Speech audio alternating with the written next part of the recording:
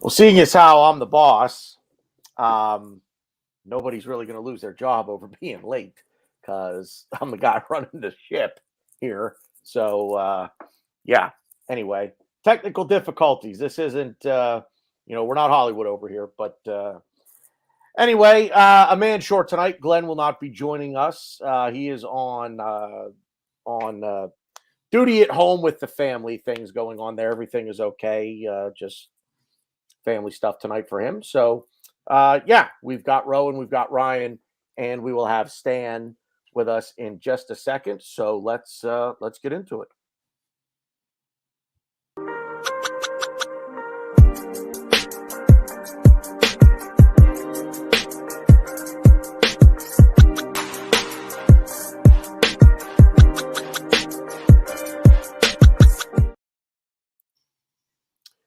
What's up, everybody? Happy Tuesday to you all, unless it's Wednesday, wherever you might happen to be in the world. Sounds like Rowan just cracked something. Did I just hear a Anyway, you know who I am. He is to my right. He's over there. There we go. Got it right on the first go. Is Rowan? How's the week been, sir?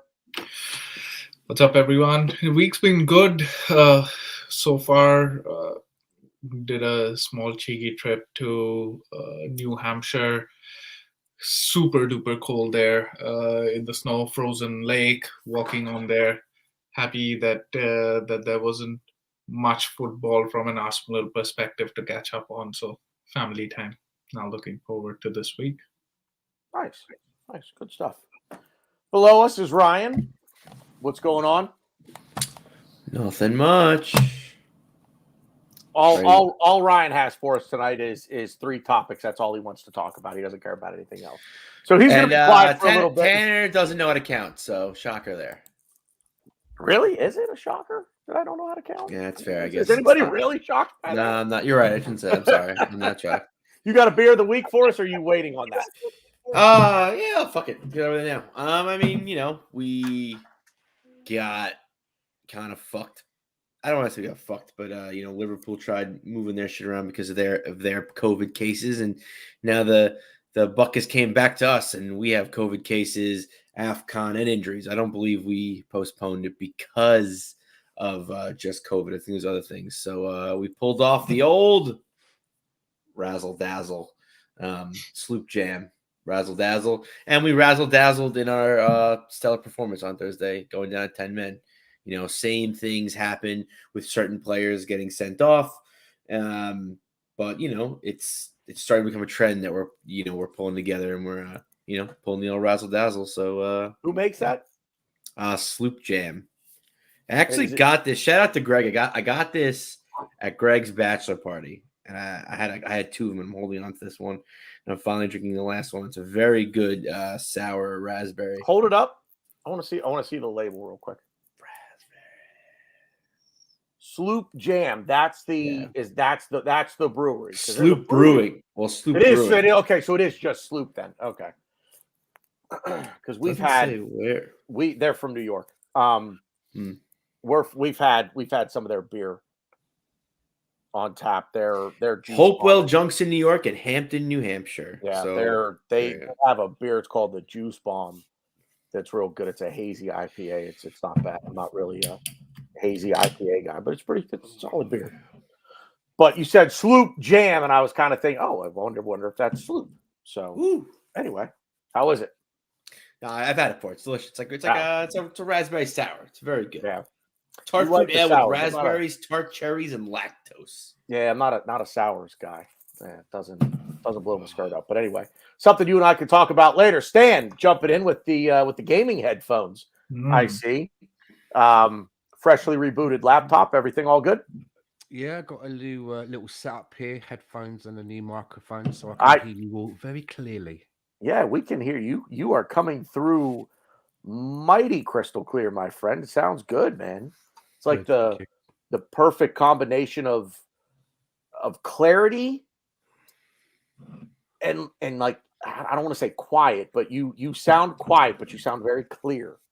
Okay. Like I don't hear any background noise, I guess is kind of what the quiet thing is I'm trying to say.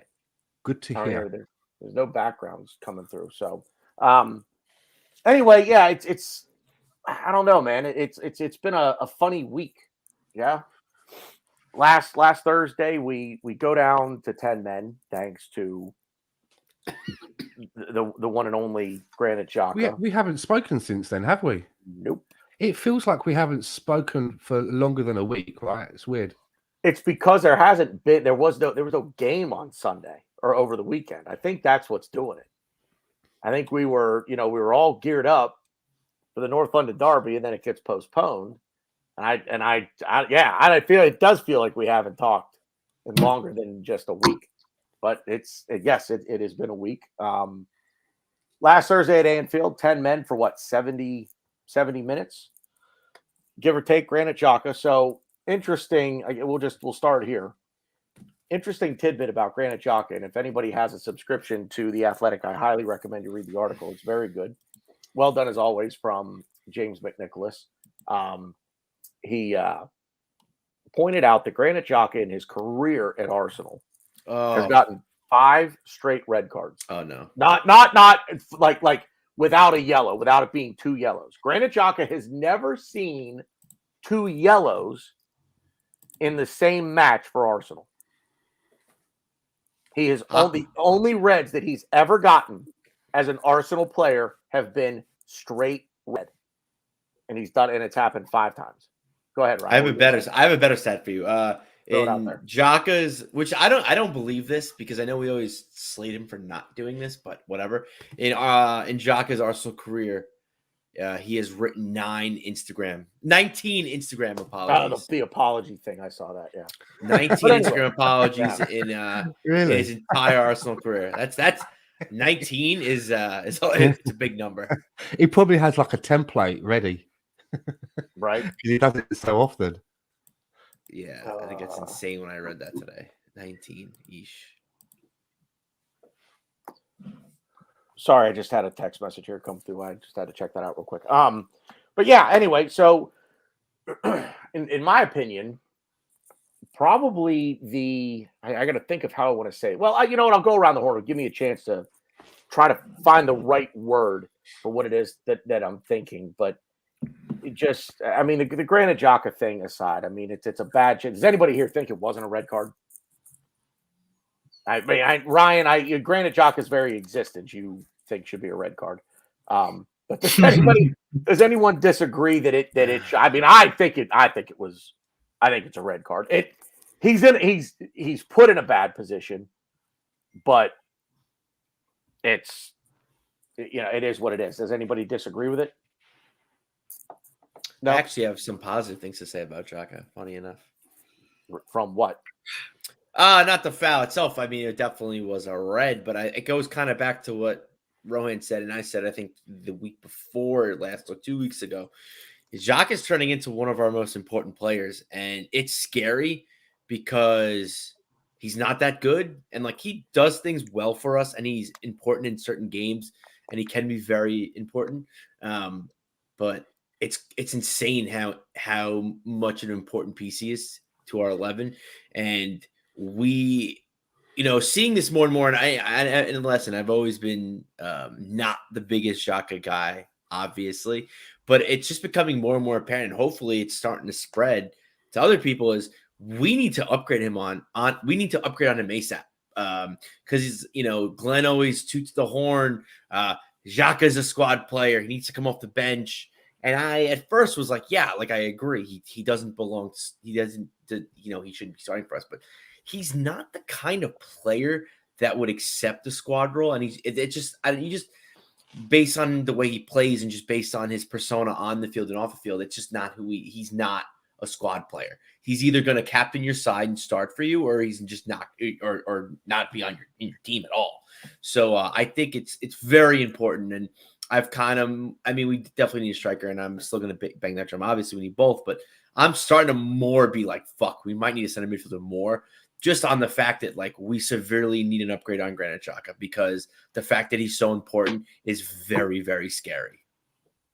It hit me today as I'm thinking, what are we going to talk about and everything.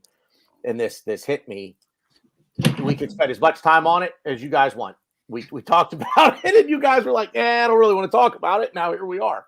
But it's like, it's funny because can he be two completely opposite things at the same time to this club?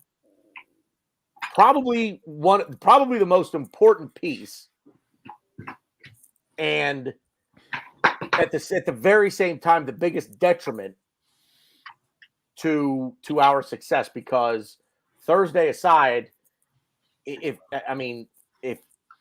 I don't know how to describe Thursday, other than just a coming together of the young personalities that were there to band together and just say, okay, look, we're down a man and we're just going to defend our asses off, and they're just not going to score. But so, Stan, give me your thought on this.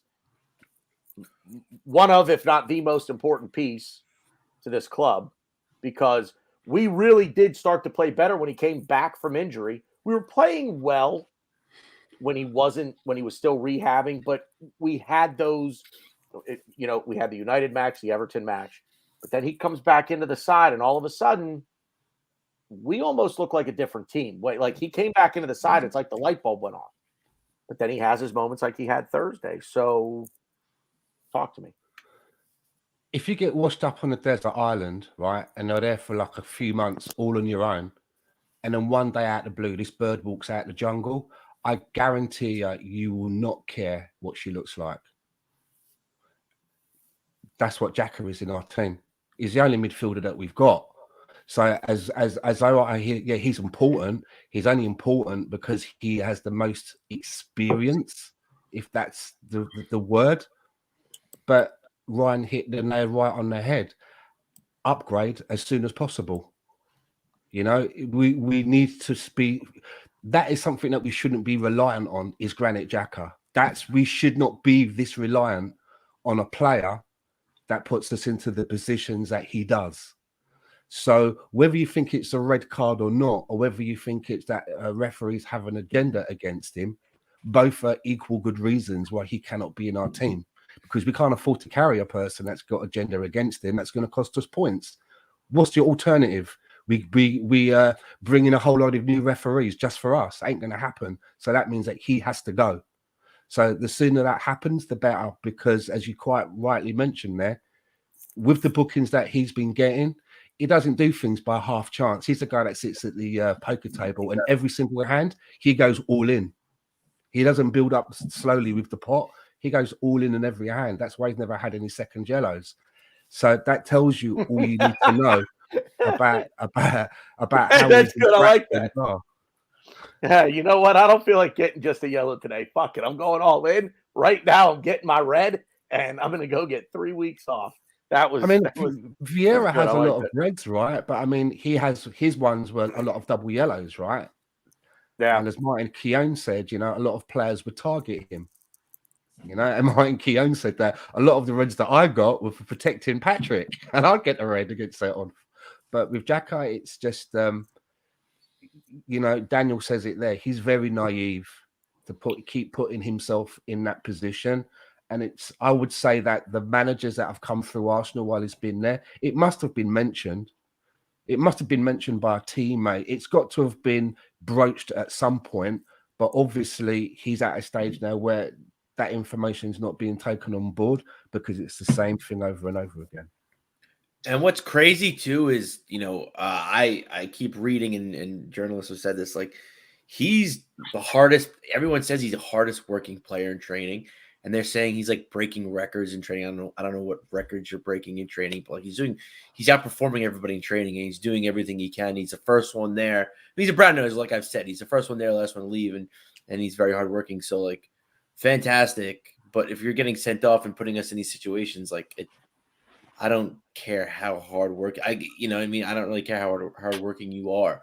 And hopefully this kind of can get. I know Arteta's a very inexperienced manager, and this staff isn't that experienced.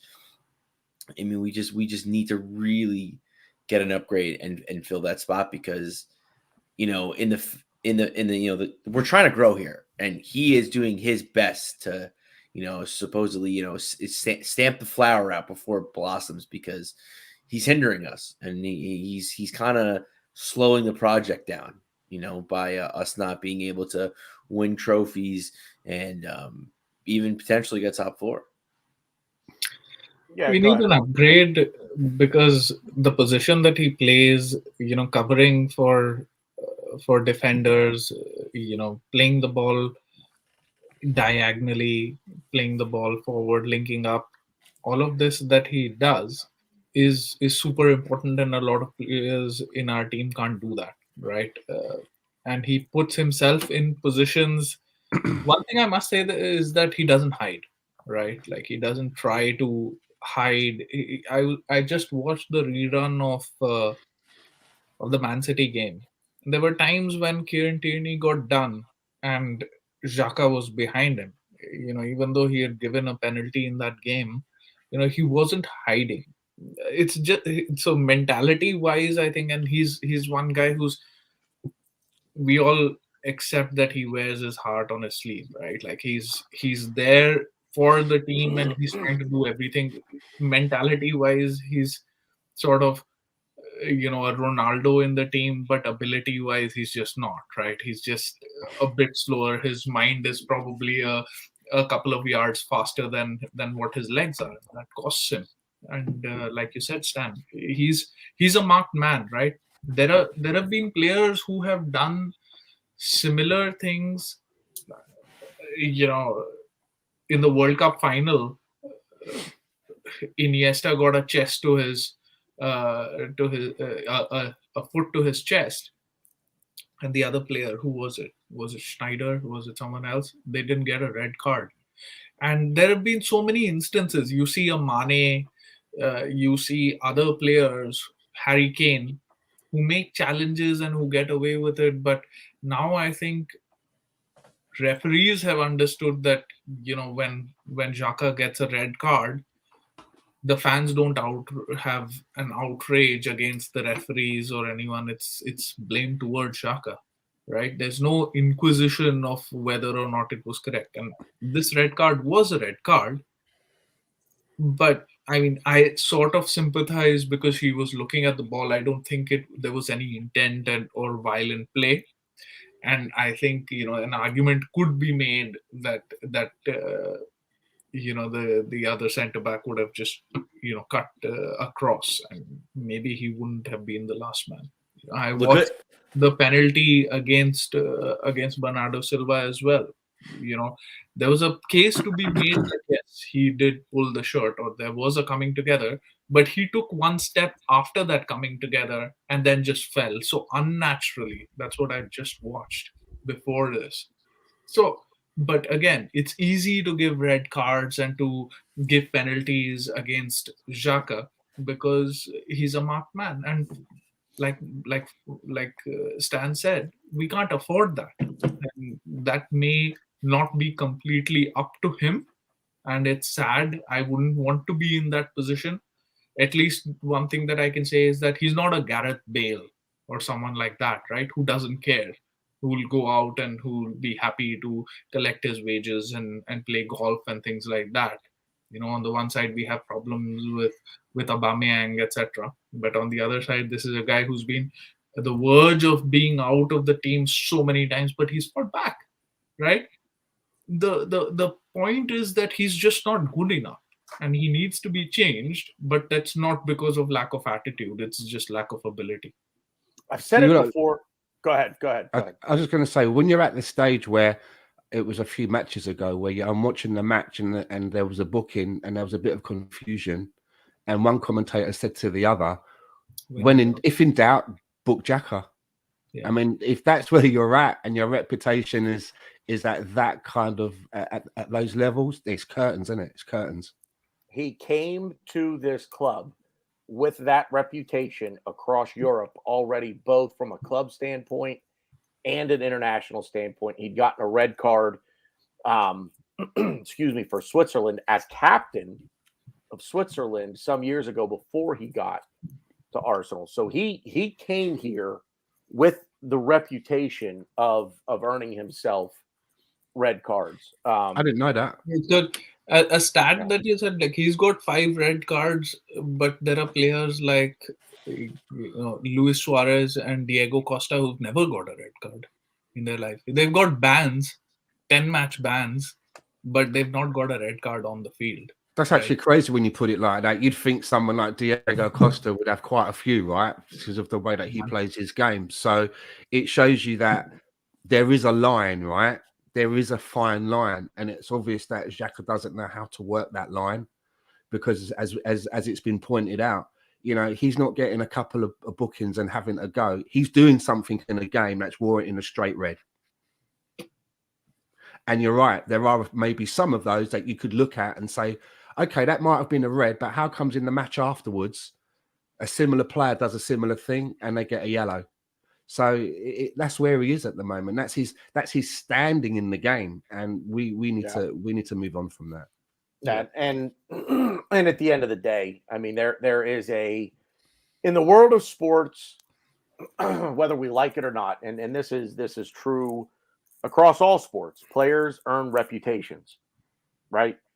Tom Brady has earned a reputation for always chirping at the referees when he gets hit. He doesn't like getting hit. Done it again, didn't you? You slid in your Tom Brady. You done it. 20 minutes. I'm looking at the clock. 21 minutes. It is the playoffs. But he's a guy that, and I quite frankly, I didn't even think about it. I used him because I knew everybody would know who he is. But like Ryan will know who this is. But Sidney Crosby, hockey player, he's got a reputation around the league as being a whiner, being a crybaby. Guys have reputations. There are hockey players who have reputations for being dirty players. There are players in the NFL who have reputations. Joey Barton. Yeah. There are players in the NFL who have a reputation for being dirty players.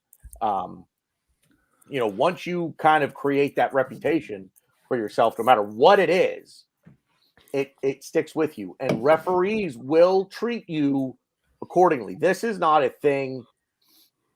Oh boy, I really sometimes I just really should keep my mouth shut. He wished he was in the same sentence as Alex Ovechkin. Don't do Alex Ovechkin justice like that. Boy, do you really want to have this talk on an Arsenal show? Sidney Crosby's the most overrated player in the NHL. You and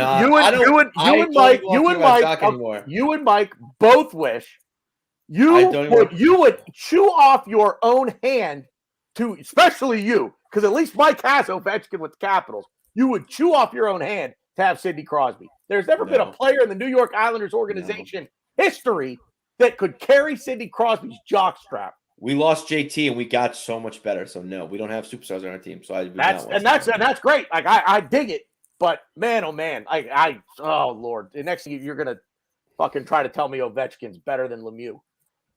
All right, anyways, can we stop talking about Xhaka? I'm kind of over this already. But okay, yeah. So back to last Thursday. So go down to 10 men, galvanized. It's almost like his sending off galvanized this team. We weren't going to win the game. It just going down to 10 men at Anfield. We weren't going to win the game.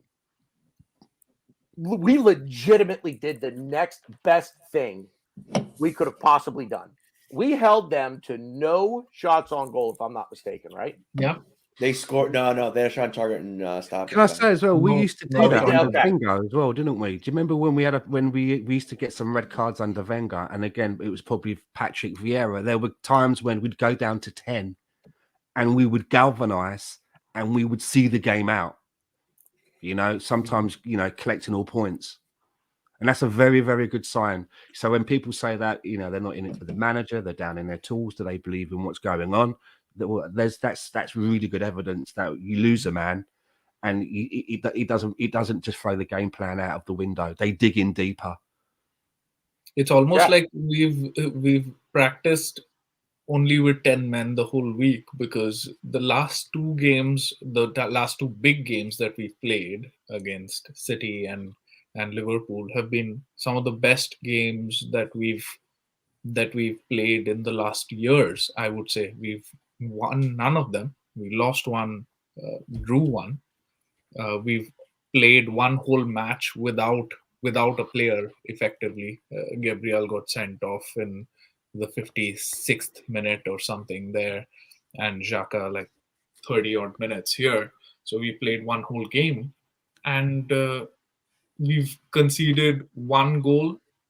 We've conceded one shot on target in that 90-minute spell that we've had. That was the goal that City scored. I mean, that's something to commend, right? Because I had this tweet out, right? The third week of the Premier League when we lost 5-0, again, Xhaka got sent off in that game too against City, and Liverpool and Chelsea had played. And at halftime, Chelsea went down to 10 men. They saw the game off. They saw the game out, right? And I said that that's called good coaching when you can see a game out at a place like Anfield, etc., etc. I personally think it's well, I don't really know who's more difficult to face. Probably City is more difficult to face with 10 men, but we did a hell of a job, and now it seems like we are going in the right direction. I mean, it does to me kind of suck that the North London Derby got postponed, because I feel like that match Thursday at Anfield really, I feel like we needed to overcome that adversity. You know, when Xhaka when Xhaka lost his mind at the Etihad against City earlier in the year, 5-0, right? We just completely capitulated. Didn't, I mean, we couldn't stop anything in that game, but somehow, some way, this was different. And I just had this weird notion of something that I've got this weird notion that there is a method to Xhaka's madness. What he's doing is he's playing this because somebody mentioned in the chat, was equating it to fathers. It's tough love. Xhaka is perfectly getting himself sent off so this team can see who they really are, what we need to do, that we can do it with 10 men, and this is like a weird psychology, and it's helping because, as you say, we've been playing better without them, and we've gone down to 10. And I really think that this is all intrinsically linked. And I know that we're going to come on to this in more detail a bit later, as why everybody hates us at the moment and why we're getting all of this heat. We're only getting this heat and flack at the moment because people are rattled. We're going head to head with Man City and Liverpool, and we're getting like nobbled in the game, and we're still coming out of it like looking pretty good. People are rattled. If people weren't rattled about Arsenal at the moment, we wouldn't be getting the heat that we've been getting. And I know that we're going to be coming on to that a little bit in a moment with like the heat and everything. But all right, I'm going to stop now because I've got a lot to say about the heat that we've been getting and my thoughts about it. But make no mistakes, people are rattled, and it's because what we've shown that we can do. We don't do what other teams are doing, and we don't look at the calendar and go, oh, City's coming up, or no one expects us to win that. We did that at the beginning of the season. We had a bad attitude at the beginning of the season. We got done by Brentford, and we went into Man City and the Chelsea games with a bad attitude. We'd written them games off. All the fan base had, or I would say maybe 90% had, and it permeated into the club. And we played, we'd given up the ghost before we even kicked the ball. But this time, we've looked at the calendar and we've given them a game. And even when we went down to 10 men in both of those games, we didn't lick our wounds. We still managed to give a good account of ourselves. And I believe that, they don't like it. They're rattled. And I love it.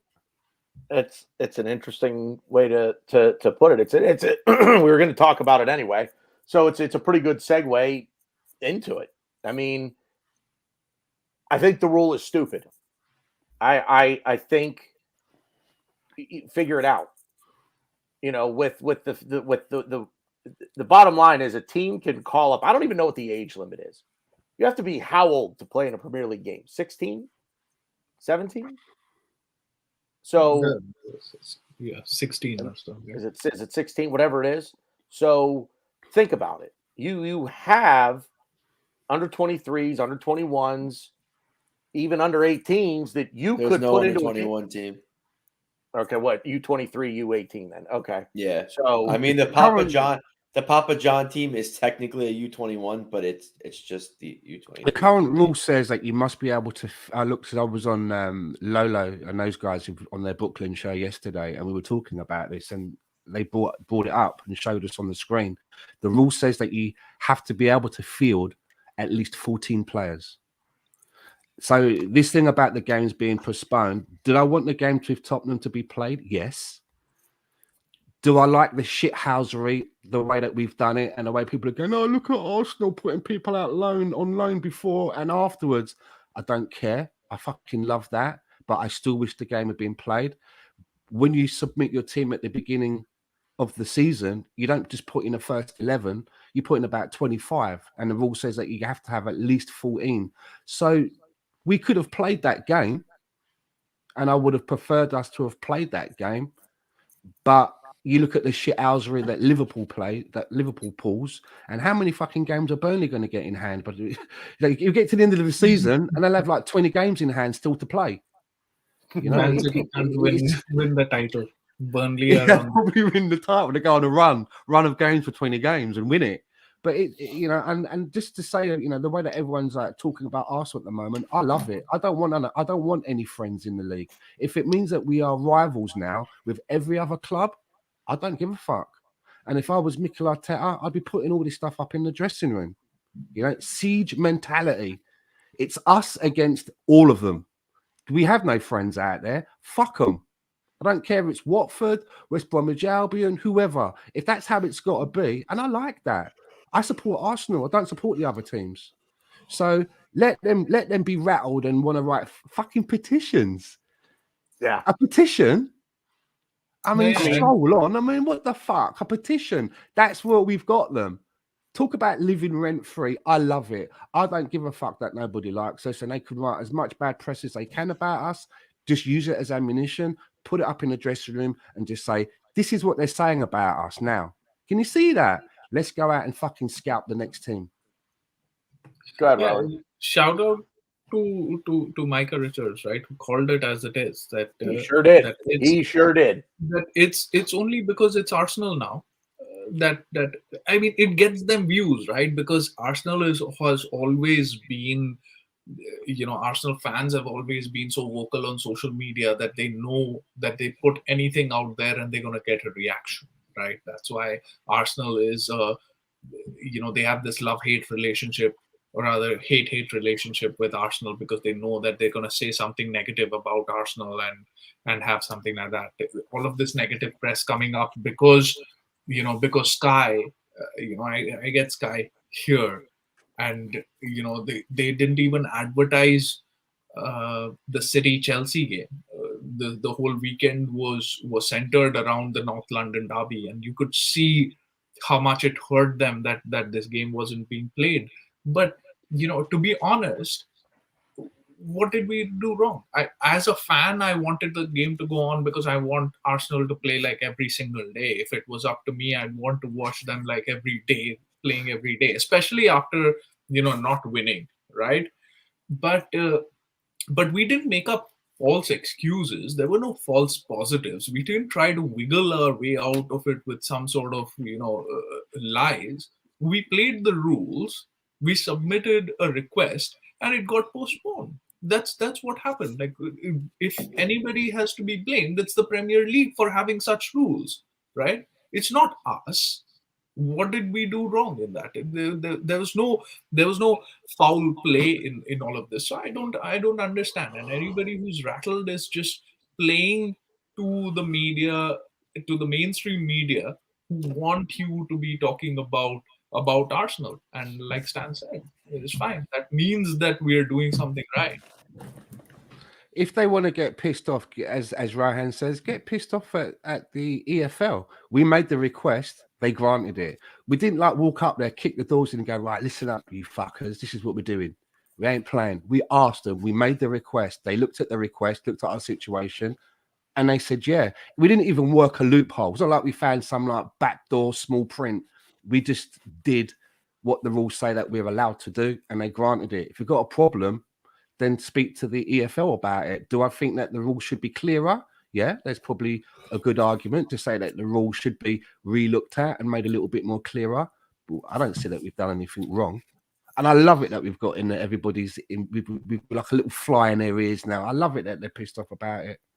I mean, the fact is, at the end of the day, it's just more corruption. It's just more corruption where the governing bodies are going to they're going to look at every situation individually. They're going to consider the team. They're going to consider TV, because the only reason that people are up in arms over this, Tottenham fans, you've got a little bit of banter here. I could absolutely see, because we would do the same thing. If Tottenham asked for the postponement, we would be doing the exact same thing to them that they're doing to us. There's no doubt. So if anybody's on a high fucking horse, get off it, because you do the same. You'd say the same shit they're saying right now. But the rule, and Lone Star hit the nail on the head here. Let me scroll back up. Loose rules get abused. First of all, it's a dumb fucking rule. It's a dumb fucking rule. If you got to go out, you got to sign 3 guys off the fucking street to play, fucking play. Don't care.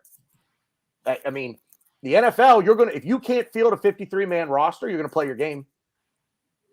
The NHL, if you can't field a 20-man squad, you're going to play your game. You're just going to play short, but you're going to play. But you're going to play.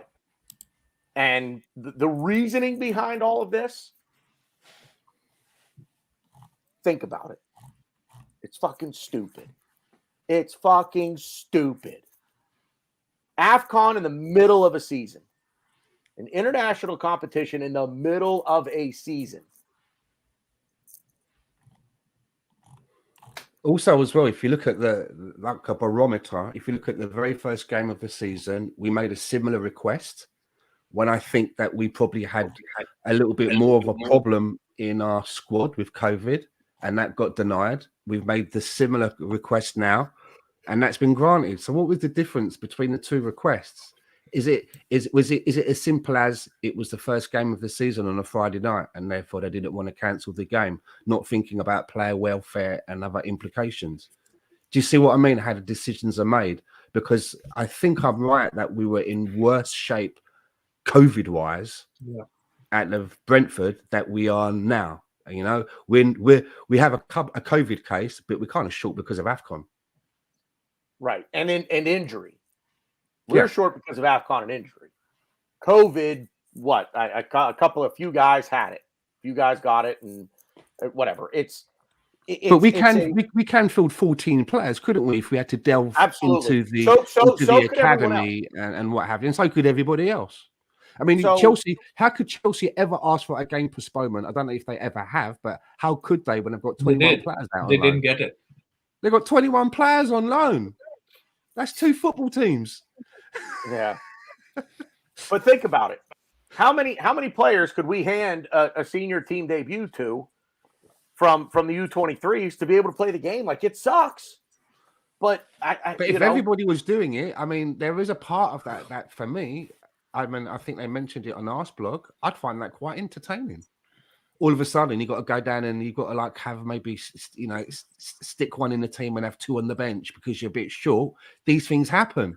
Opportunities come up all of a sudden, and before you know it, a player comes in and you think, hold on a minute, rather than sending this guy out on loan, he might have something. It does happen, rather than them, you never know. It's part of it. There is okay. The island is not so big that it would take moving heaven and earth to recall a few players back who are on loan with another English club. Now, I'm not saying like, Lucas Torreira is on loan at Fiorentina right now.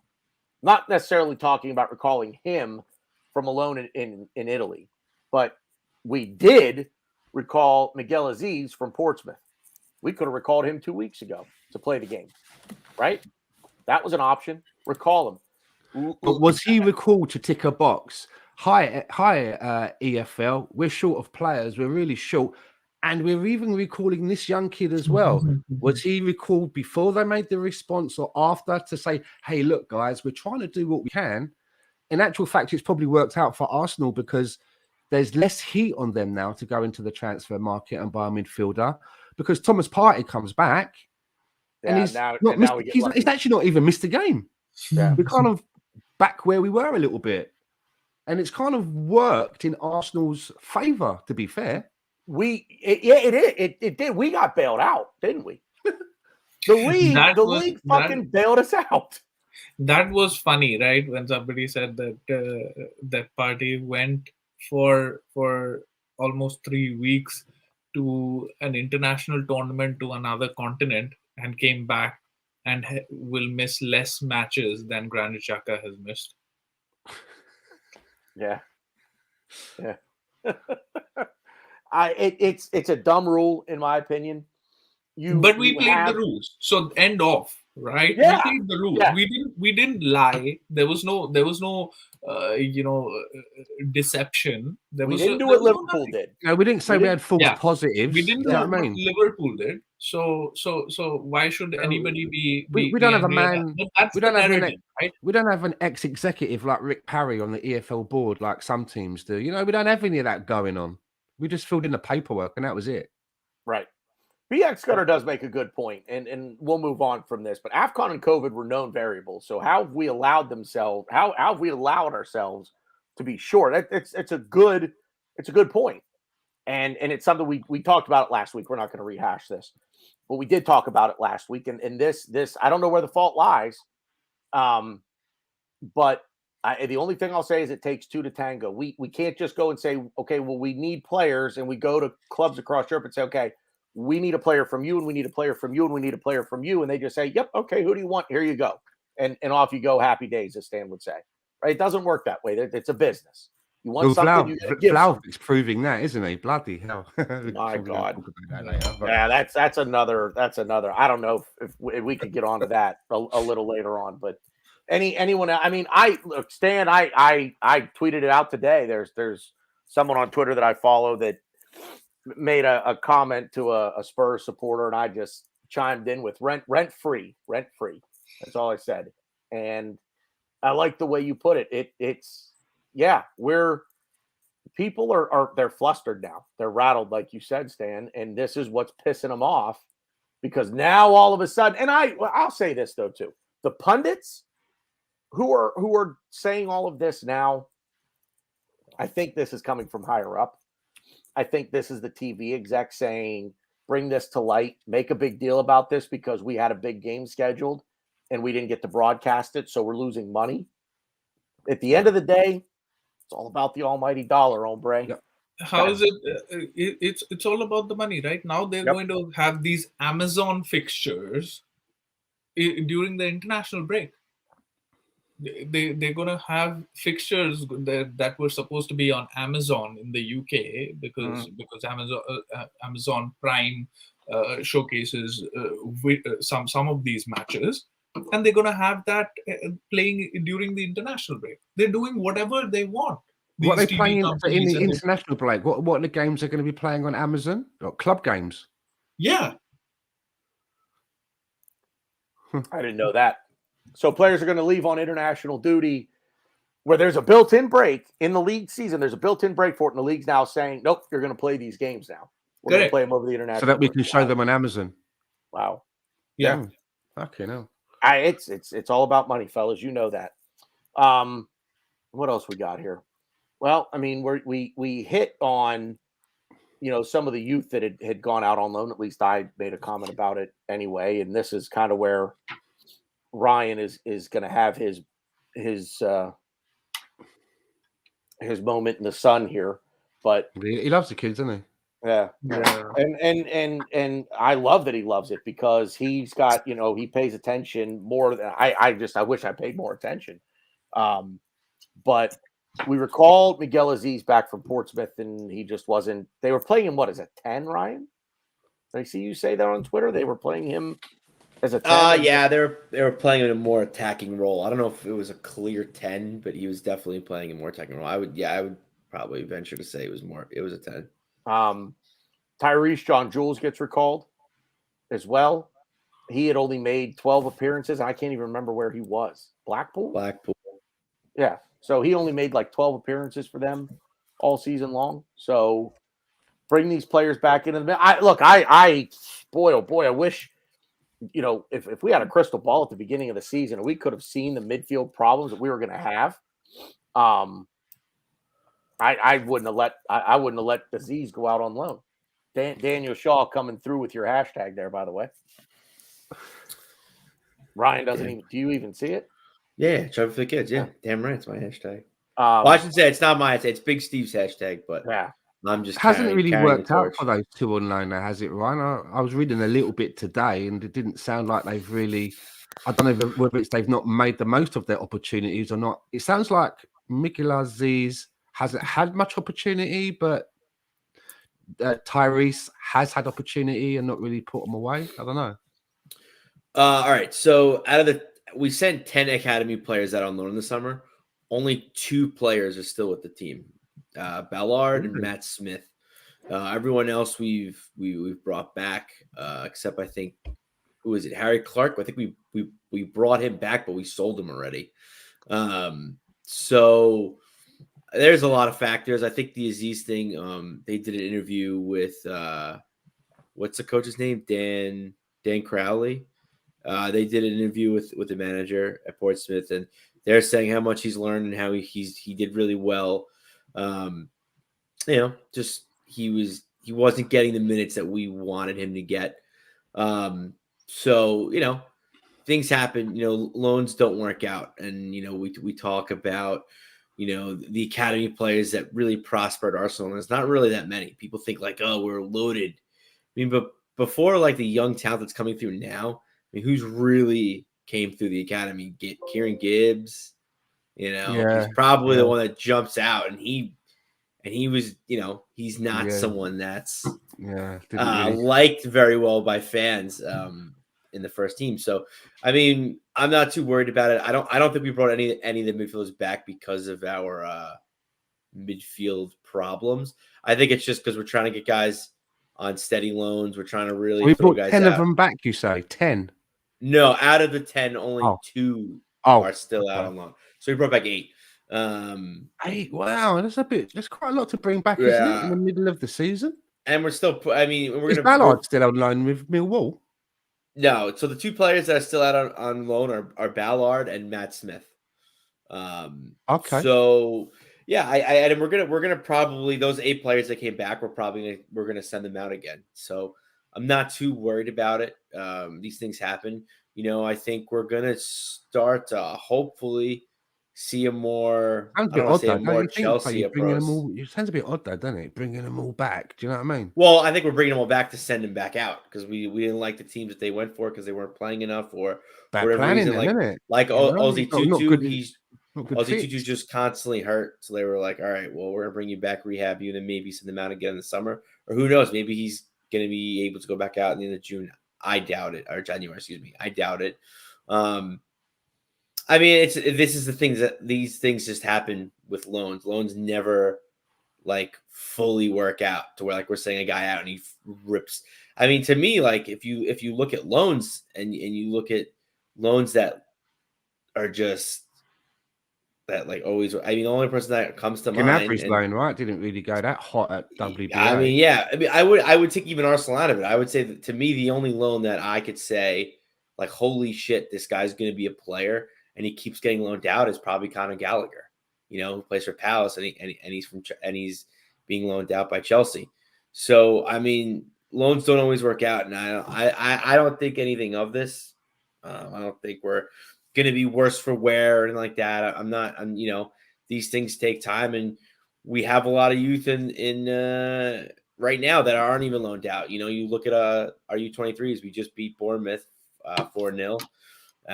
Very good performance. I watched a little bit of the game.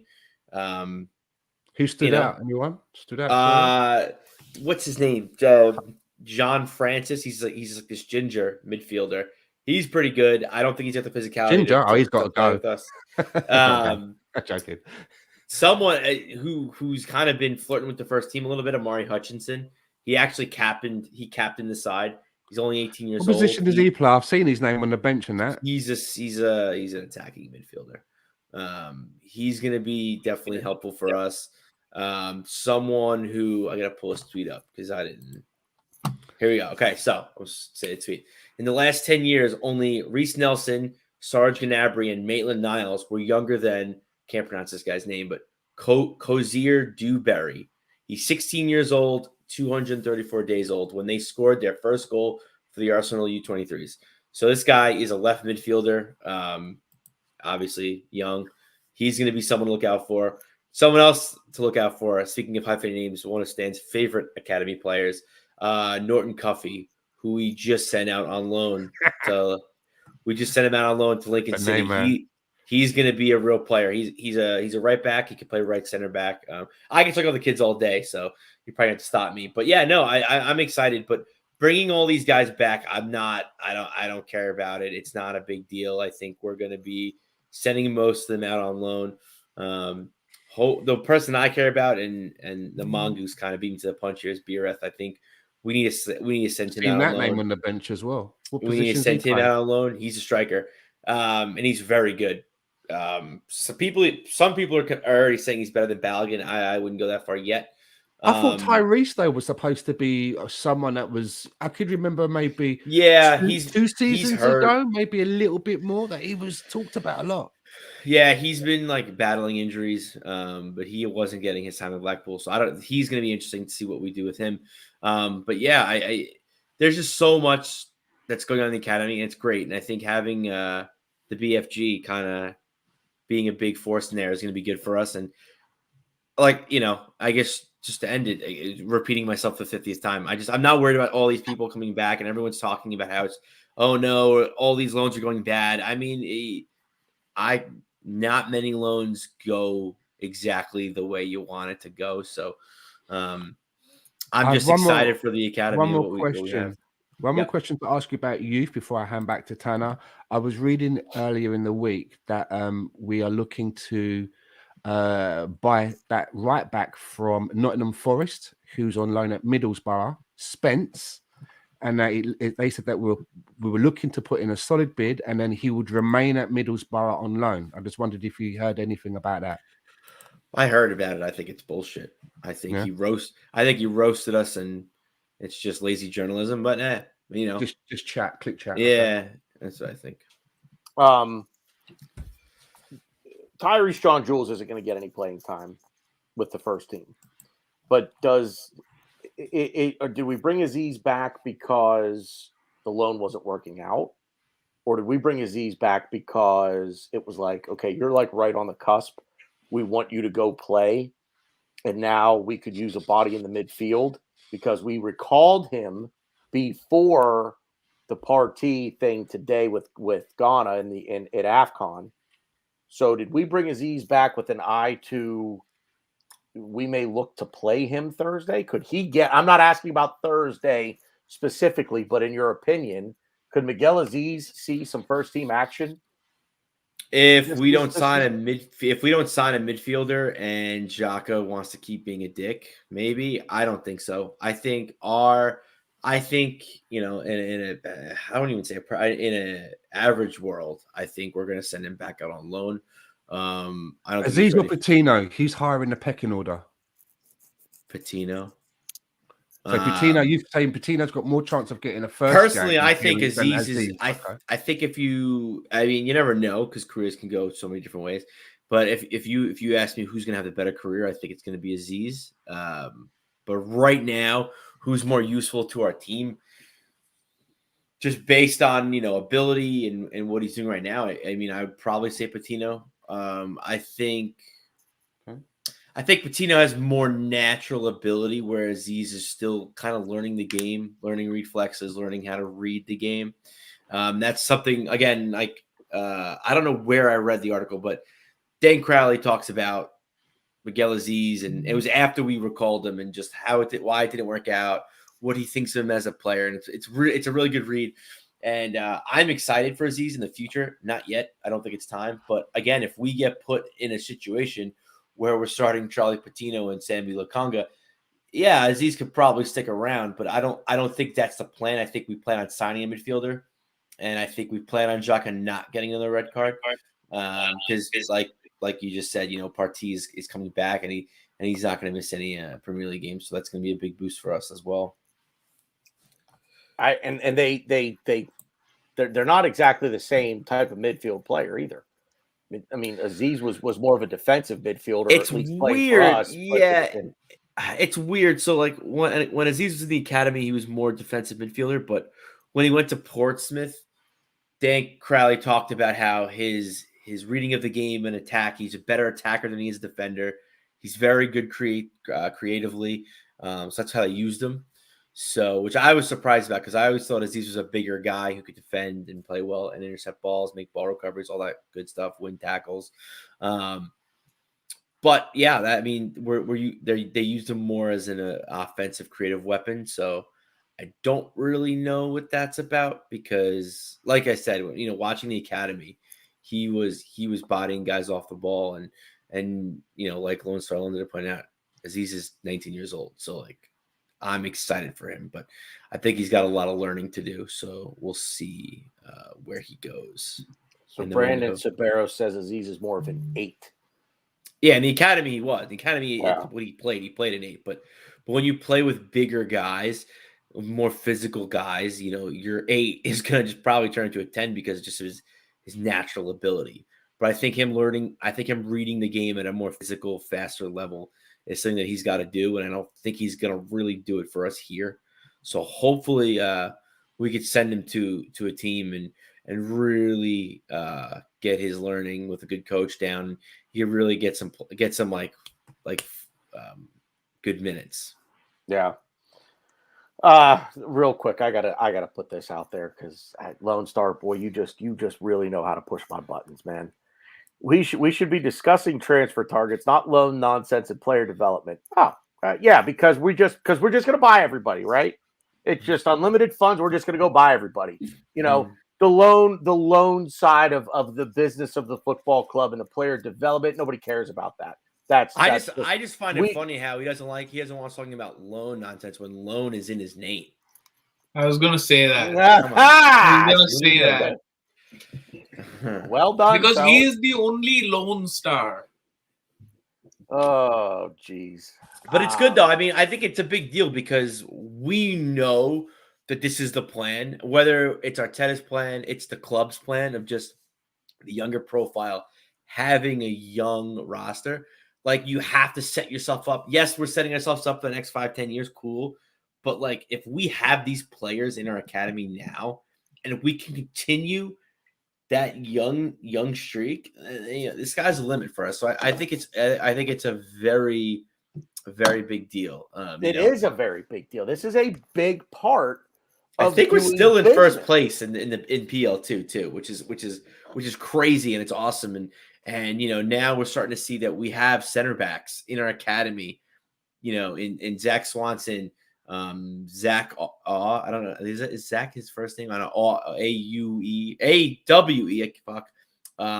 Great center backs. And it's nice to see that we're kind of like starting to turn over like some good players in every position. Another interesting fact, which I don't know how this is going to translate for the players coming up. The U23s play a back 3.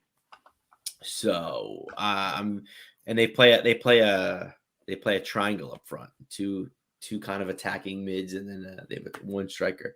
So it's going to be interesting to see how they can bed into the first team because of the difference in formation. Tactics are very similar. We like to play a very nice, tight, which we played very good defensively against Bournemouth. Very solid defensive structure, and we do press a little bit too. And we're very creative when we have the ball in transition. So I don't know. I'm very excited, but just because we have like the youth now in the first team doesn't mean we shouldn't be setting ourselves up for even past that with academy players. Because at the very worst, if they're not good enough for Arsenal, cool, we'll make a bunch of money and just sell them, and then make money to fund in to bring in Lone Star Londoners, Messi, Mbappe's of the world.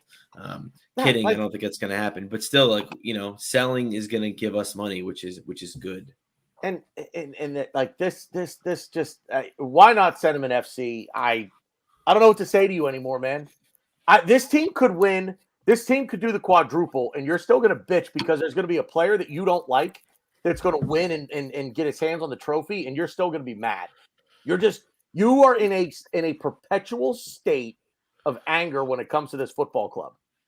Like we're in 5th place with a game in hand on West Ham, and you're mad. Like you are mad. Mertesacker's a failure. Come on, like. What world are you living in? I don't want to be mean, but at least spell his name right if you're going to call him a failure. Be mean. Like, listen, here's the thing. No, just spell his name right. This is where I'm at with this show now. This is where I'm at with this show. I'm going, Stan, I don't know if you watch AEW, but I'm going MJF.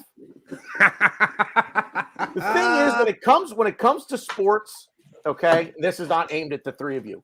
When it comes to sports, I'm a realist. Okay, I've been in and around sports teams, the business of sports for a very long time. I'm a realist. I know how these things work. Okay, but beyond that, I'm just fucking smarter than you. I'm better than you, and you know it. Kiss the ring. Anyway, oh, look at this. Yeah. Tragic Mike going to AEW tomorrow down in DC. Nice. What are you gonna do? What are you gonna do? You better be within the TV sight line, within the camera sight line, so we can see it. Mike, do that thing where sometimes when I watch the wrestling, they take a picture of their head and it's fucking massive, and they just hold it up when the camera goes by, and it's them. But do that, Mike. Get your massive head. Stan. Have you ever seen Mike? He doesn't need the sign. His head's already that fucking big. For crying out loud. His head is massive. Jesus. The one thing I will say to Lone Star is, yes, we could talk about Vlahovic and that whole saga, but to me that's boring. That puts me to sleep. The constant tug of war, and who are we blaming? Are we blaming him? Are we blaming his agents? Like I honestly don't care, because I feel like I hear something different about it every day. And to me, I want to talk about the things that are happening and things that we should be excited about in the future. And maybe this will cheer up Lone Star. I'll talk about Mari leaving the club, Kolasinac leaving the club. Well, Mari's going out on loan, but Kolasinac, we terminated the contract by mutual consent. He's now. Is that what's happened? We've done another termination of a contract. Yes, he's going. Fashion with he's us, now going to Marseille with the rest of Arsenal's rejects, or I should say misfits. I don't want to say rejects, but So yeah, I think they're good moves for us, and I hear people saying, "Oh, Mari's such a terrible." Bags off the wage, right? Yeah, no, it's great. Something. Yeah. The one thing I say about Mari gets a lot of slack. At least from my opinion, I don't know how you guys feel about it. When we signed Pablo Mari, I always thought he was a squad player. I never thought we were signing him to be Gabriel, to be Ben White. I always thought we were just signing for depth. He was an easy get. He performed very well against Liverpool in the FIFA World Cup. Is that what it was? The FIFA World Cup of Nations or whatever? Not nations, but it was the club thing. Super Cup. Yeah. Thank you, Ron. So yeah, I mean, it's nice that he's getting game time. Hopefully he could get better. Maybe he could play really well like Mavropanos, who is to respect what I previously said. Hypocrite myself over here. He's had a very good loan at Stuttgart, but they're probably just going to buy him, so it doesn't matter. But I mean, the one thing I will quickly say about Kolasinac is, whether you, and I tweeted this out, so you all could see it on my Twitter. Whatever your thoughts about him were, his iconic. I think it was when we were at the toilet, right? He just picks the flag up and just holds on to it when we score a goal. There's a dog pile behind him, and he holds the flag up and he lets out a furious roar. That the picture is very iconic to me, and it's a very awesome picture. And it's funny, the day after it happened, or after the game, I was like, why couldn't it just been somebody else? Like, Kolasinac is just such a waste of space, and I want that picture in my wallpaper. I don't want Kolasinac as my wallpaper, but yeah, I wish him the best of luck. You know, he came in, we thought he was going to do something, and he didn't. But you know what?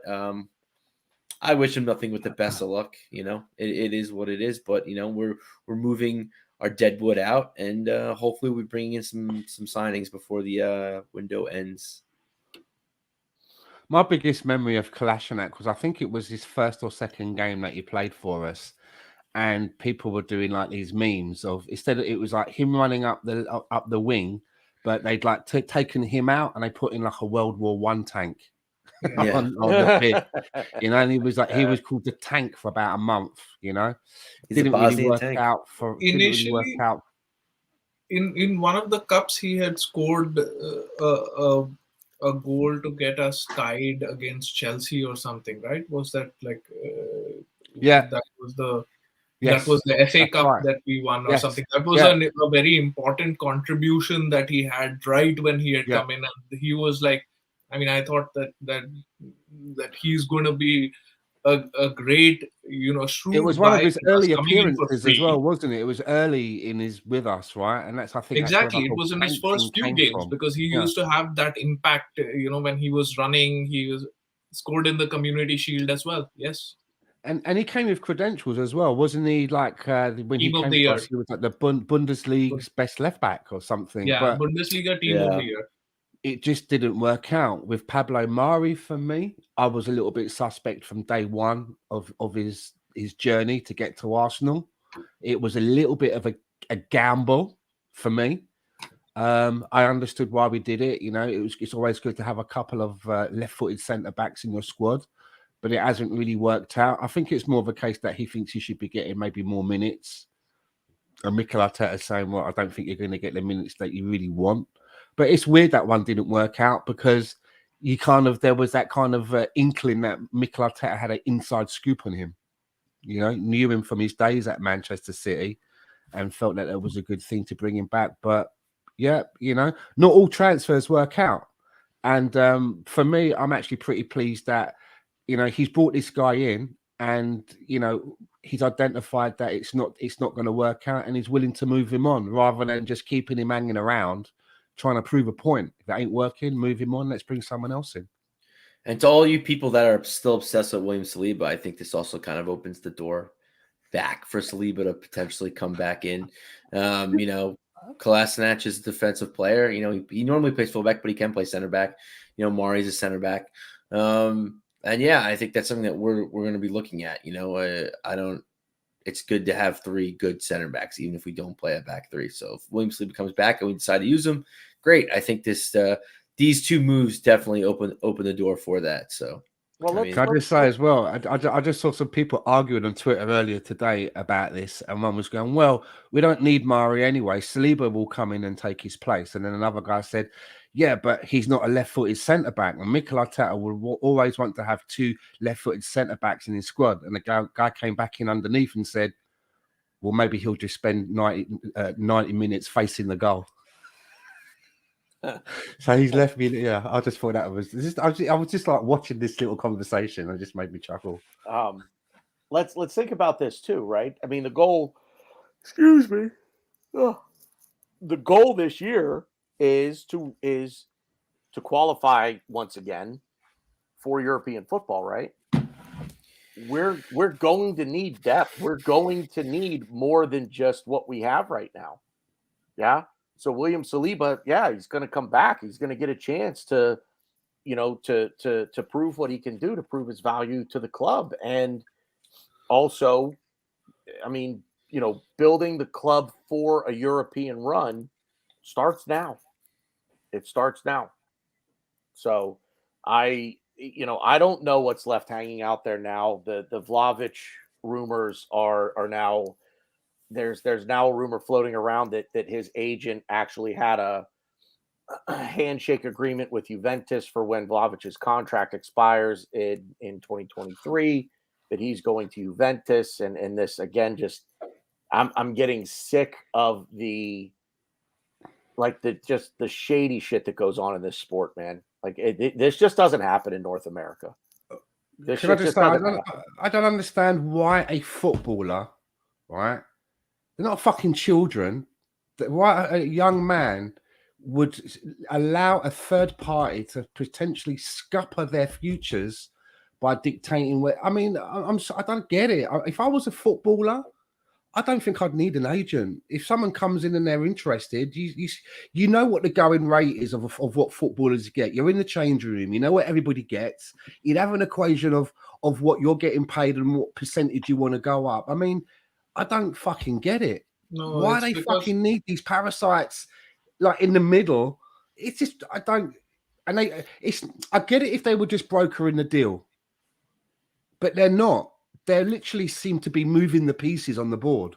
So Do you know what I mean? Go ahead, Rowan. no, it's because players, first of all, they have too much money to spare, right? Like, so they don't care that much about money, and these agents, a lot of times what happens is that they want to be non-confrontational, right? You get benched, you're not getting along with the manager, etc. And what do we hear? The next call is from the agent that, hey, these were the terms of the deal, and the player doesn't want to have a conversation. The agent can be the bad guy. The player is just going to be that, right? It's that inner desire to not have confrontation and then to spread these rumors. I would not even be surprised if there was nothing going on with between Ronaldo and Manchester City, but all of this was brokered so that he could get a move by his agent, so that he could get a move to Manchester United.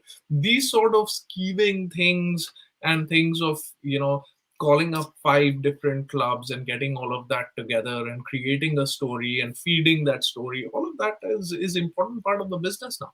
That's why agents exist. And do I like it? No, but there's definitely a purpose. I wouldn't say that there are very few players like a Paul Scholes now who don't have an agent throughout their career, but everybody is trying to make more money, and at the end of it, it's not even the player who's paying the money from his own pocket. As we hear, the agent fees is what the buying clubs pay. So there's no harm as well. Which doesn't make sense to me. So if the player isn't paying the agent, and the agent's being paid by the club, and we don't need to get into the logistics of all of this. It fascinates me, and that's why Ryan's not on screen right now, because he don't want to talk about it. He doesn't care. It's fascinating. I want to be a football agent. It sounds. I actually thought I had a notion when I was in school, when I was in college, I was going to switch majors and I was going to go into law school, but I was only going to go into law school because I wanted to be an agent. I mean, I have something that you don't need a fucking degree in law to be an agent. You need to have a degree in fucking blagging. No, I maybe not over there, but in North America, blag it. You want to be an agent in a North American sport, you need the law degree. And I'll tell you why you need the law degree: because of collective bargaining. You need to be able to advise your client on what is best for him in terms of collective bargaining. But a lot of but you yourself don't need to be, right? Like you can hire lawyers for that. The big name agents have their lawyers. They have they can be lawyers, but what I'm trying to say is that you can retain a lawyer and it can be a collective or whatever it is. It's not impossible unless you're saying that it's a criteria to be an agent that you need some agencies will make it a requirement that the only way you need the law degree to get hired. There are other agencies that have the lawyers on retainer. Yeah, exactly. You're the personality guy. Listen, I'm going in there blagging it, and I've got Rohan in my back pocket in case it gets all legal and technical. I'm like, hold on a minute, Rohan. Exactly. I mean, because all of these guys, the big agents, actually, if you see the George Mendes and all of them, they're all club owners. They own clubs. I don't know enough about collective bargaining in Europe with football and all of that. I could talk your ear off about it with the NFL, Major League Baseball, and the NHL here. And the NHL specifically, I'm pretty versed on that. But over there, I don't know. You're talking about international stuff. You know what I mean? And I just don't get it. I don't get it all. over there. But here, and I put a tweet out about this the other day, talking about the agent fee. It almost seems like, okay, the player is good. Vlahovic is ready to come to Arsenal. Fiorentina are ready to sell him. They've accepted the offer. Vlahovic has accepted the personal terms. Now we're talking about paying the agent. In North America, the client pays the agent. The agent gets a commission off the contract that is signed. So the player will sign a contract for 5 years, $25 million. He's going to make $5 million a year on average. The agent is going to get whatever their agreed upon percentage is of that contract. So the agent agrees to, the agent and the client, the player agree, the agent will get 5% of the contract. That's his payment for negotiating the contract. Over there, completely fucking different. Agent fees, you have middlemen. You're talking to this guy that's going to come in. He's a mediary, or that's not an intermediary. Excuse me, an intermediary that's going to work between the club and the player. That's the agent's fucking job. Why is there an intermediary working on behalf? Who's he working on behalf of? The club have people that do this, and that's the agent's job. So if the agent isn't the intermediary, then the club aren't. Why? I don't get this. And again, here's it what goes I'm back to hearing, right? corruption and fucking money. And here's what we're hearing that the agents like cut of this is, and we take this maybe with a pinch of salt. I don't know, but they're saying it's that the agent wants an €8 million commission, and there has to be a 20% cut of the sell-on fee when there is one. I mean, it's fucking unheard of. To the agent, not to the club. Yeah. And I'll tell you this, and it's a theory. Maybe I'm whacked for thinking it. Back to hockey real quick. Indulge me in a quick story, but there's a player for the Penguins. He's Russian. Big deal with him coming to North America to play because the Russians, basically Russian mafia, the Russian mob, somewhere in and around where Evgeny Malkin is from. Allegedly, if you're watching anyone from Russian mafia, allegedly. Yeah. They had him basically like, you're not leaving. You're staying here. You're our golden goose. Somehow or other, they were making money off of him. And it was a big deal for him to just be like, I'm going over there. If you want me that bad, come get me. And he brought he brought his family with him. He brought his mom and his dad with him so that they couldn't touch them either. So is there organized crime involved with this? I mean, let's face it, religion and politics, the two biggest forms of organized crime the world has ever seen. And I'm going to put soccer, football up there as a close third behind those two.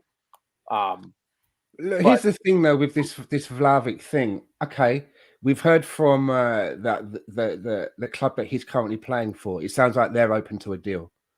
We're hearing, when we were first linked with him, we're hearing that the phone wasn't being picked up by somebody, whether that was the player or the agent. The agent's coming out of all this, whatever.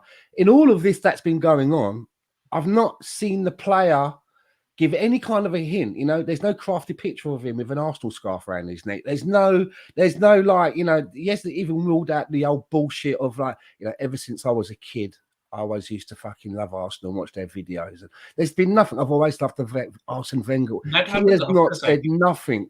I'm not hearing or seeing anything that looks like he even looks like. It's not like. One last thing. Hold on, Ryan. One last thing I want to say. It's like, and when you hear things like, he's waiting to see if we get into Europe and all of that. I want to see a man that's going to turn around and say, I'm going to be that cherry on the top, because when I come to Arsenal, I will take you to Europe. I want to see that kind of an attitude. I want to feel that. And to me, it sounds like this is a guy that's edging his bets, that even if he does end up coming to Arsenal, it's going to be like a second best thing. And he's going to have his eye on something else within 3 years, which means he could be settled within like 1.5 or something. I don't know. I don't feel it. And this is a man that's actually reduced Arsenal fans to being fucking body fucking language analysts. I mean, all of that with the thing where he's at that game where he was walking around. He kept showing pictures of him walking around like that, and I'm thinking to myself, maybe he's just switched from like Links Atlantis to Links Africa, and he just wants everybody to know.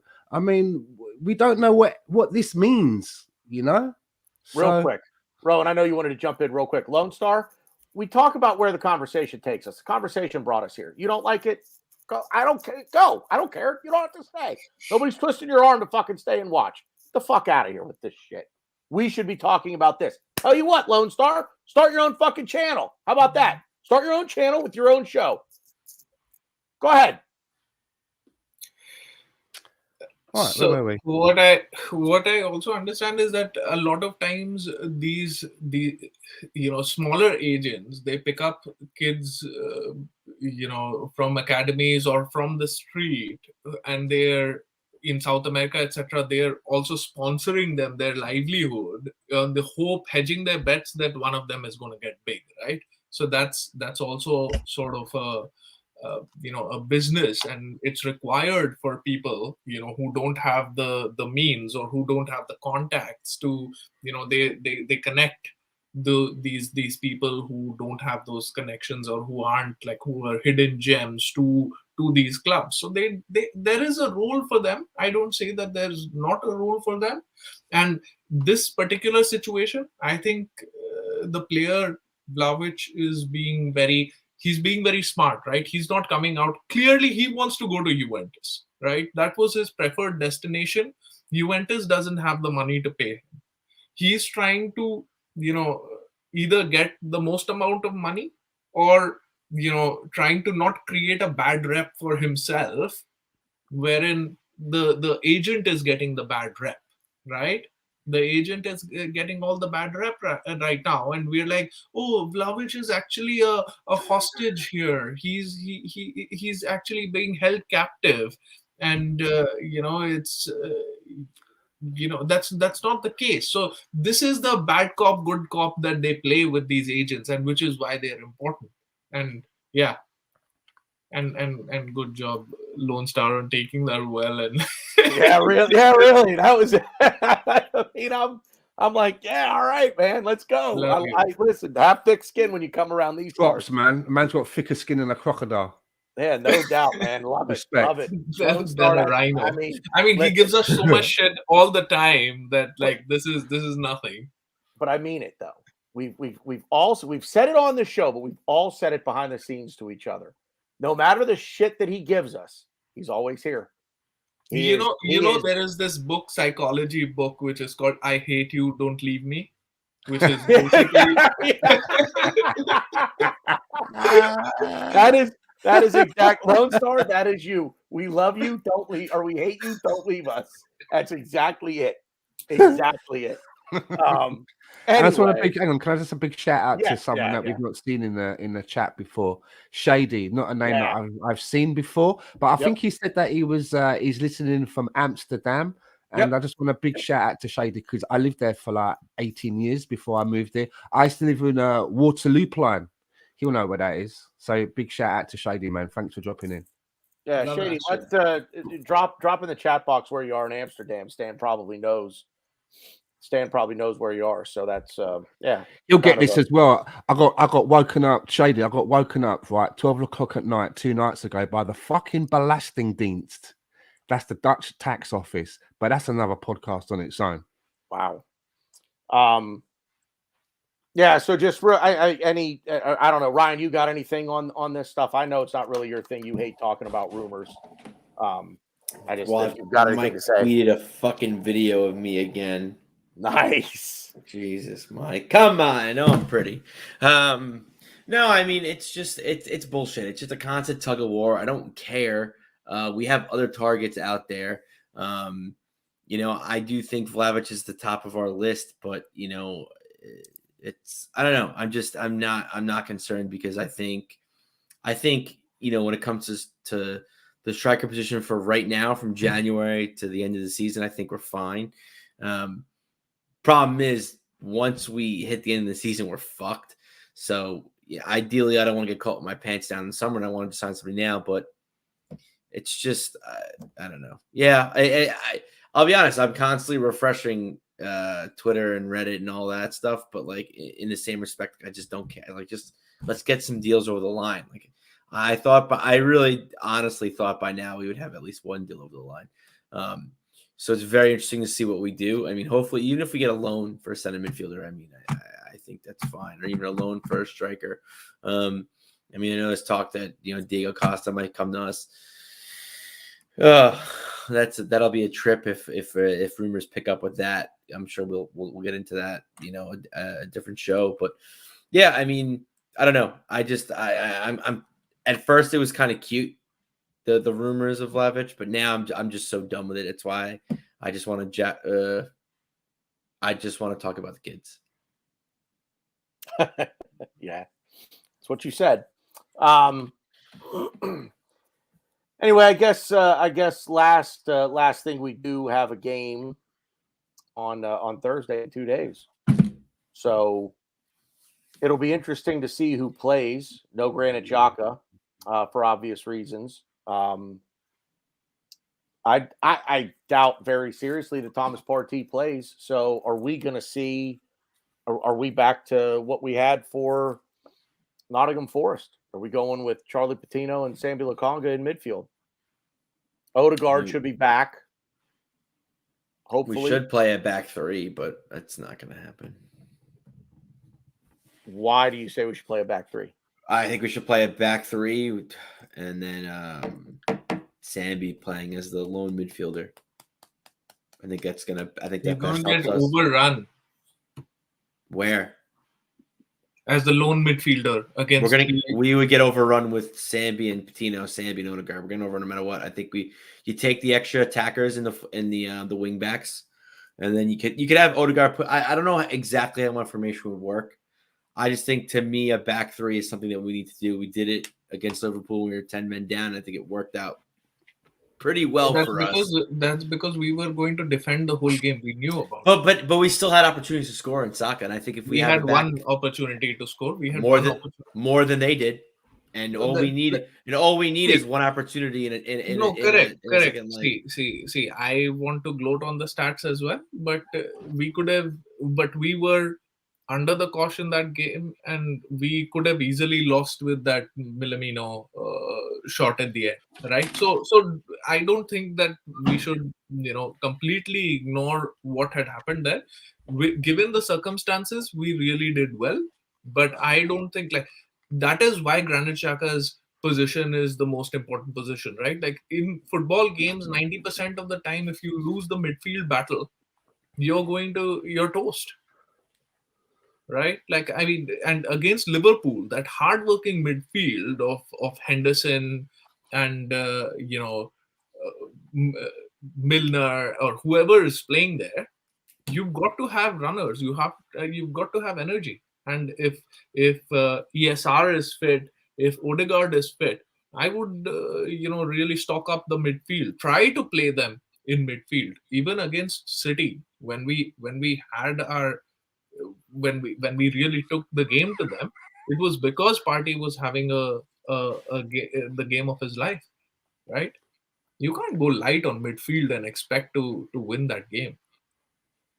I think our best chance is a diamond up top in a back three. That's just my opinion. And people are saying we'll put Ben White. Ben White he's a man marking center midfield, which we don't need that. When he played for the last time he played center midfielder was when he played for Leeds, when he was on loan in Leeds. And he actually, funny enough, he actually man marked ESR. And the one time they played Huddersfield when he was on loan. I don't know if he'll really help us out as a center midfielder. I would like, I know Lone Star, and I'm very curious to know Lone Star's comments at the end of the game about Chambers, because he came on, and for not playing in so long, he put in a shift. I don't think he was the best player. I don't think he did everything. I don't think he did everything right. But you can't say he played. You can't say he was terrible coming back from so long, and he made a lot of crucial recoveries, crucial interceptions. You got to give the man credit. But yeah, I don't know. The midfield is very interesting. I don't really know what you do. The only thing I'll say about Thursday is we got to play the strongest team we can play. That's it. strongest team Yeah. we could potentially play Thursday. We have to play it. Is that Callum Chambers? I don't know. I haven't seen Callum Chambers play center mid for Arsenal. I can't say that, and I can't say Ben White either. That's why I'd rather see a back three because it kind of worked. It kind of tailors to Tierney a little bit because he likes playing for the pitch. It tailors to Tavares if he even plays. I don't think he's probably in the best 11, but if he were to play, it tailors to him. It just tailors. Like, and I said this on last week's episode. I or maybe it was 2 weeks ago. I just think a back three tailors to the players that we currently have in the squad now that need to have good games. And I think we'll have the energy in Saka and Martinelli. Lacazette. You have ESR coming off the bench if he doesn't start. I don't think you start Odegaard and ESR together unless we do that, unless you put Sambi and Odegaard as the pivot, which I don't agree with. But, I mean, that's definitely – I see – put it this way. I see Sambi Odegaard being our pivot. I see that happening more likely than Chambers or Ben White playing with Sambi. Just because we've done it with Odegaard. We've seen it. So a back three, are you thinking White, Gabriel, Holding? Yeah. Or are you thinking White, Gabriel, Tierney with Tavares out on the left? No, that's good. That's a good question. Or let me throw one other thought out there. Could Tavares play in the midfield? Yeah, he can. I don't think it's our best 11, but he can.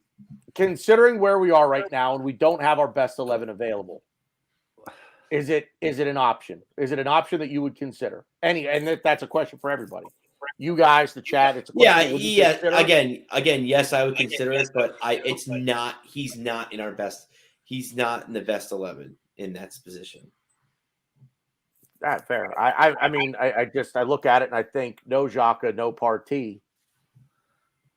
I can't imagine. I just can't see Thomas Partey getting back into the.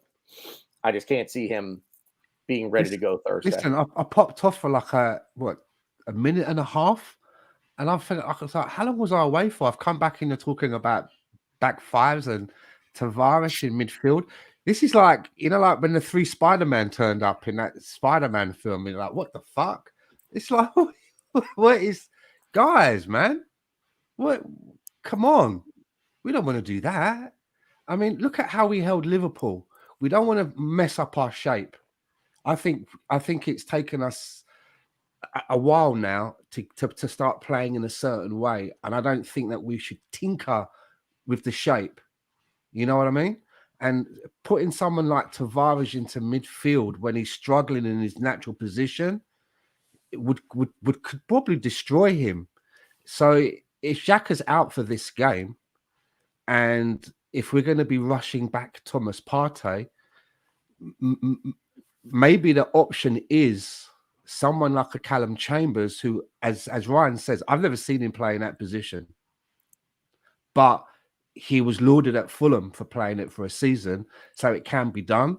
And I'd rather experiment with him there rather than taking out Ben White from a back four that we know is really comfortable and compact and seems to be, understanding each other. I don't want to mess up that back four, straight back five if you want to count the goalkeeper as well. I don't want to tinker with that. Try Chambers and then have somebody. Well, hold on. If Partey's coming back, we got Sambi Lokonga, right? Mm-hmm. He's not. Is he out with anything that we know of? So Not he that can I'm aware of. Chambers can be in there as a backup if needed. So if Partey's coming back on a plane, and there's Partey's not going to play. He's not going to play. There's just no way. I mean, well, listen. There's someone tweeted out. Someone tweeted out earlier, right? If he gets on a flight tonight, he's back he gets off the plane. He gets a kebab on the way home. Has a few hours skip, goes to training, shows his face, says hi lads, turns up for the game. Who knows? Stan, and the kebab is the key. The kebab is the key in all of this working, by the way, right? But Sambi Lokonga then, and I think if we're that short, I would rather try Chambers than put Patino through that again. There's no way we're putting. That's just suicide for him and for us.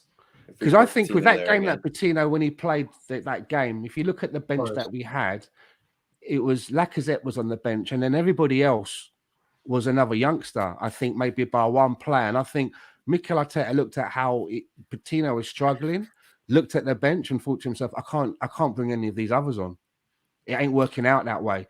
He thought it was going to be a day where maybe it would all go nicely to plan, and he could gradually maybe rotate some of those other youngsters in. And I think he made the right decision. He saw there's no way I can. This was a mistake. You want us to lose viewers real quick? I got a bold idea, and they said this on. Well, you know what? You're They not, said this on. you're They not said going this. far, are you? They said this on the Arsenal Vision podcast. So it's crazy, but I actually thought it was pretty interesting, and I kind of liked it. I wouldn't mind Lacazette playing next to Sambi. He's a physical player. He can hold the ball up. He's willing to get stuck in. He can facilitate the ball. His range of passing isn't Xhaka. It's not Sambi. But I'd rather have Lacazette play there than Patino. We're not gonna. I just don't see us playing Chambers or Ben White.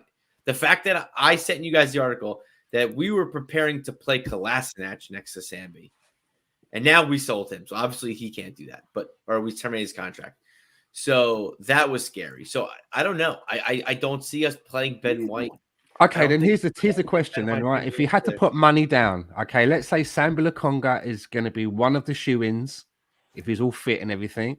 It has to be. And let's say Odegaard is back, so we know where he's going to be fitting in. Who is that second person? If you had to put name a name, I'm going to go with Chambers. To me, it seems like the most logical choice, unless I've missed someone. Yeah. If I had to name somebody, I would name Ben White, but I don't see Arteta doing No, don't So take you would Ben move White Ben out White and then back put four. Chambers in his position. it.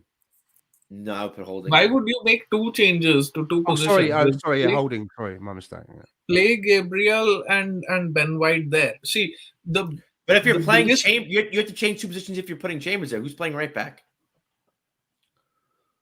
That's the other thing that nobody's thought of is Tomiyasu healthy. Tomiyasu No, is still injured, is it? Like not, he's no. still not back? Cedric can't run. He can't run without his hip hurting him. He's not playing. Tomiyasu, he's still hurt. I think he's a doubt. Can I ask you guys a quick officially out. question? We've got a right back in Tomiyasu who we all seem to love, and he's our first choice. Is Callum Chambers good enough to be a backup right back to Tomiyasu, at least until the summer, maybe slightly beyond? Is Callum Chambers a busted flush that we need to get out of this club? Is he good enough to play in cup games, or if Tomiyasu gets injured, to play for him? I think that Chambers is a good squad player. He's a good utility player. I don't think he's on high wages. 50,000. 50,000, nothing, right? And he's solid generally. You know, he doesn't have creativity or he doesn't have the pace, but defensively he's solid. Anyways, from the right hand side, we tend to tuck in and create three center backs. Even when we are playing with Tomiyasu is not our attacking outlet. So that's a role that Chambers can do, and Chambers has the can be used in different positions, like the defensive midfielder, right? Like if I were to choose, and Holding's done well in the last two games, right? Like because he's been thrown in early into the City game. He came in, did really well, and this game he had to come on early. He was the first sub, right? But if I was to choose between him and Chambers, I would think that Chambers is the way to go because of the utility that he brings. So I don't think he's a necessity. But of course, if we want to compete in the league and the Champions League, etc., then you've got to upgrade from that. You know, a player like Lamptey or someone like that would be great, right? Who can push Tomiyasu as well. I really wish like I watched the game with Lone Star. I'm very curious what he thought of. I thought Chambers was Chambers was good for us. Yeah, some people say that he's part of the dead wood. I don't see him as part of the dead wood. I still think that there's a place for him in our squad. But and then the one thing I will say to Suresh, I hate when people bring up the first three games of the season. And I hate saying, "Oh, you can't write off games of the season." We played Man City, We played Chelsea, and we played a Brentford team that, to me, if we're gonna talk about postponing games, we should have that Brentford game for us should have been postponed, not this North London derby. So you can't hold any stock into those 3 games. We were a fucking shit show. We were a mess. I think Chambers is a perfect spot player, and I think that, to me, he has to play right back for us because we don't have any options. And to answer your question earlier about, do we think he should be? Is he a squad player? I think he is, but Arteta obviously doesn't because Cedric is ahead of him in the pecking order. Crazy. So I'm very confused about that because Cedric has not been good. He's good in the attacking sense, kind of, but he's just in my opinion, he's very one-dimensional. Yeah, he's got a good cross on him, to me. In my opinion, I just don't get it. And I looked, and again, we were looking at the wages, our wage bill. Cedric's kind of on high wages. I'd rather just get rid of him. And Chambers. Chambers is more of a carbon copy to Tomiyasu than Cedric is anyway. Yep. I don't need a score, but do we go through? We playing for the League Cup against Chelsea, or is it Chelsea Liverpool? Rowan?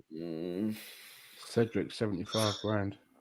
I want to say that we're going to win 2-1 in extra time. Ryan? It depends. I can't make a prediction when I have no fucking clue who's even gonna play. I don't even know who's available. Yeah, I really don't know. We could see Tomiyasu starting for us. I don't know. I'm pretty sure he's a doubt, but I haven't heard anything, so I don't know. But I mean, if we play anything like we did last Thursday, then we should advance. But then again, if you look back, and the one thing I'll give or take away some credit for us in that game on Thursday, Liverpool missed a lot of chances that, like Rowan said, the Minamino.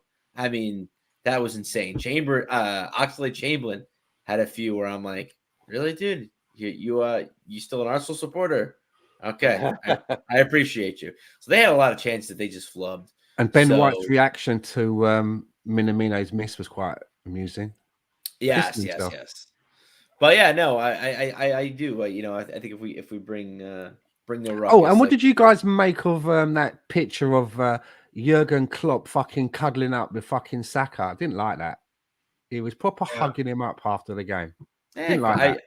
Jose Mourinho did that all the time. But if you look at it though, he's hugging him up, and if you look at Saka, he looks like, when someone comes over to you and you know that they've stepped in shit, and you can smell it, and you're trying to get away from them, and you got that kind of. He doesn't look happy, but there you go. Yeah. So prediction, Ryan. Grooming.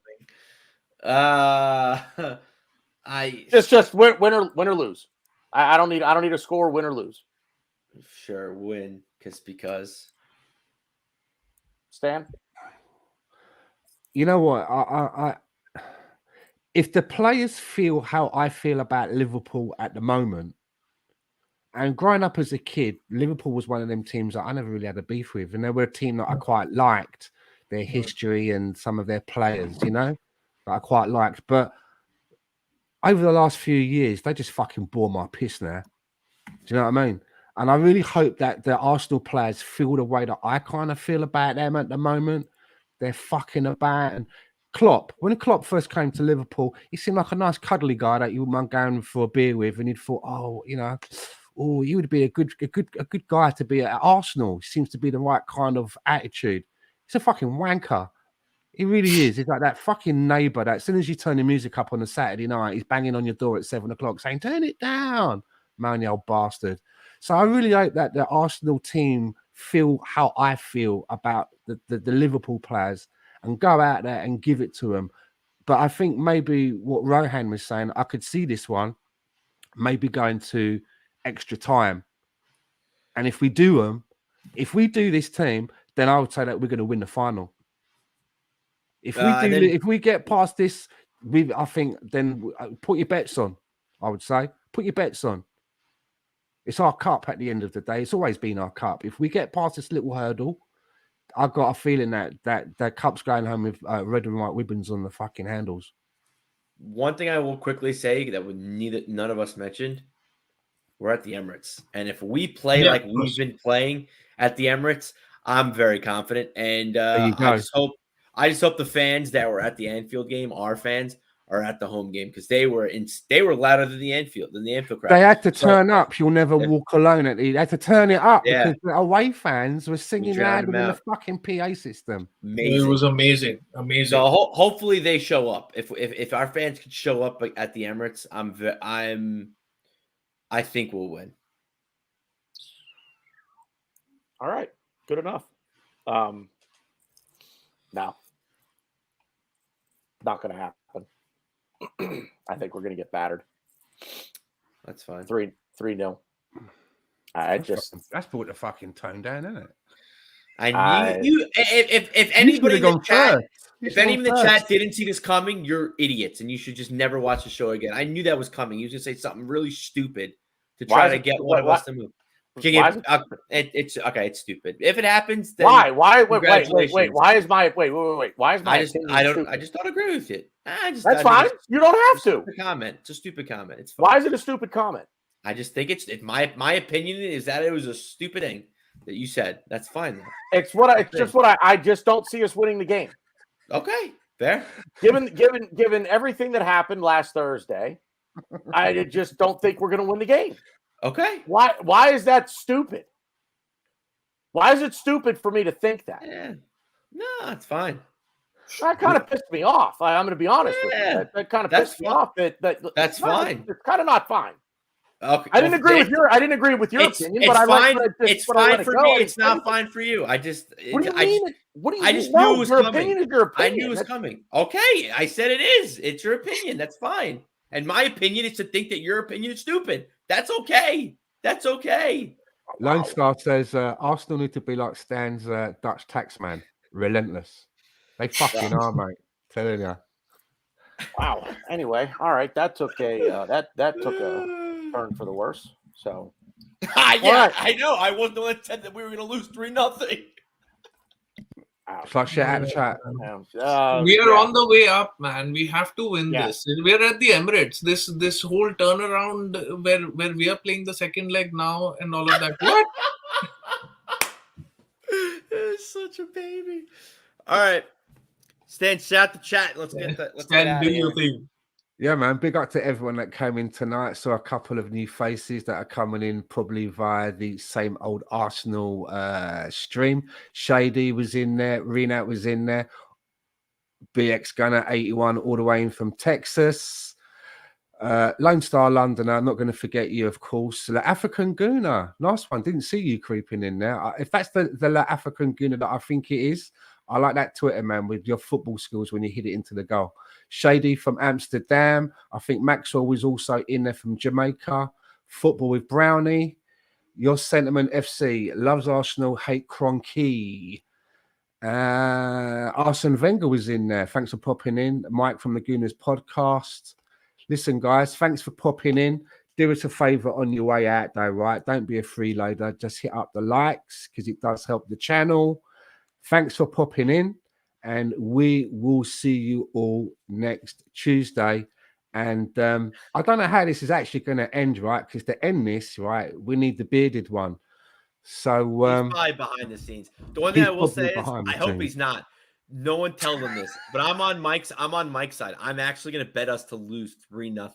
So because it's going to happen. So I'm going to win some money. So it'll be fine. Everything will be okay. So? Really? He could. No, we're not going to lose. If we could. It's possible. Anything could happen. So, but I know I'm going to look like a fucking idiot. Listen, you know what? I just got this I'm going to bet the money and win money. But I just got this feeling that everyone is so like treating us like the pantomime villain at the moment. We're like fucking Dick Dastardly at the wacky races with the fucking long moustache and Muttley, and I fucking love it. I love it, man. And I just think that we're going to fucking upset people. And I really hope that the Arsenal players, like, they think about this how I'm thinking, and they just want to stuff it up them. That, you know, they're not thinking like, oh, it's Liverpool. We've got to roll over because it's Liverpool. No.